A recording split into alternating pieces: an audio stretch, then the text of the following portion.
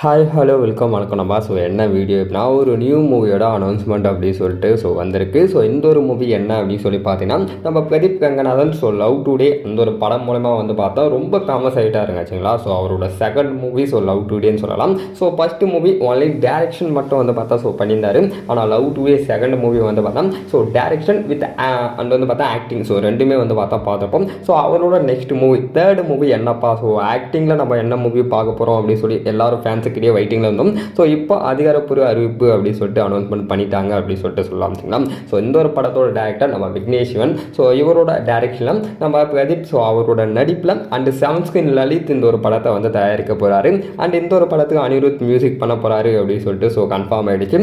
So இந்த படத்தோட story plot எந்த மாதிரி இருக்கும் அப்படின்னு சொல்லி கேட்டப்போ பார்த்தோம். ஸோ பிரதீப் அண்ட் பார்த்தோம் இந்த படத்துக்குள்ளே எப்படி வந்தார் அப்படின்னு சொல்லி கேட்டிங்கன்னா ஒரு பெரிய ஒரு பட்ஜெட் அண்ட் பார்த்தா பெரிய ஒரு சேலரி. ஸோ இது ரெண்டு வச்சு தான் அவர் இந்த ஒரு படைக்குள்ளே வந்திருக்காரு.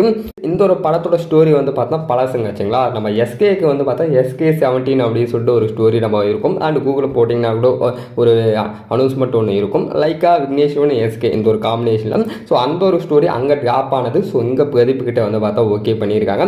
வித் இந்த ஒரு படத்தில் பார்த்தோன்னா நம்ம பிரதீப்புக்கு பேரா பார்த்தா நம்ம கிருத்தி சேஷி தெலுங்குல பாப்புலராக ரொம்ப ஃபேமஸாக இருக்கிற ஒரு ஃபீமேல் ஆக்டர் அப்படின்னு சொல்லிட்டு சொல்லலாம். ஸோ இந்த ஒரு படத்துக்கு நம்ம மியூசிக் பார்த்தா நம்ம அனிருத் தான் போட போகிறாருங்க வச்சுங்களா.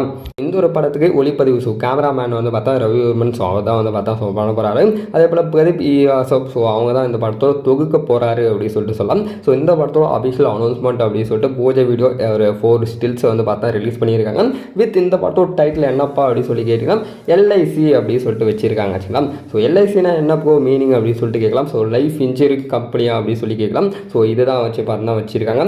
ஸோ லவ் இன்சூரன்ஸ் கம்பெனி அப்படின்னு சொல்லிட்டு பார்த்தா ஸோ லைஃபை லவ்வாக மாற்றிருக்காங்க. பட் வேறு எந்த சேஞ்சஸும் பண்ணலைங்க ஆச்சுங்களா. ஸோ படத்தோட ஸ்டோரி எந்த மாதிரி இருக்கும் அப்படின்னு சொல்லி கேட்டிங்கன்னா படத்தோட ஸ்டோரி பார்த்தா ஒரு சயின்ஸ் ஃபேக்ஷனாக இருக்கும். ஸோ எந்த மாதிரி இருப்பால் ஒரு ஃபோனுக்குள்ளே மனுஷன் போனால் எந்த மாதிரி இருக்கும். ஸோ ஃபோனுக்குள்ளே எப்படி மனுஷன் போக முடியும். ஸோ எப்படி தவறுதலாக மாட்டிக்கிறான் அப்படின்னு சொல்லிட்டு நம்ம கற்பனை பண்ண பார்க்க முடியாத அளவுக்கு பார்த்தா இந்த படத்தோட ஸ்டோரி இருக்கும் அப்படின்னு சொல்லிட்டு சொல்லலாம். ஸோ நீ எப்படி இது கரெக்டாக நீ சொல்லிட்டு அப்படின்னு சொல்லிட்டு கண்டிப்பாக எல்லாருமே நினைக்கலாம் ஆச்சுங்களா.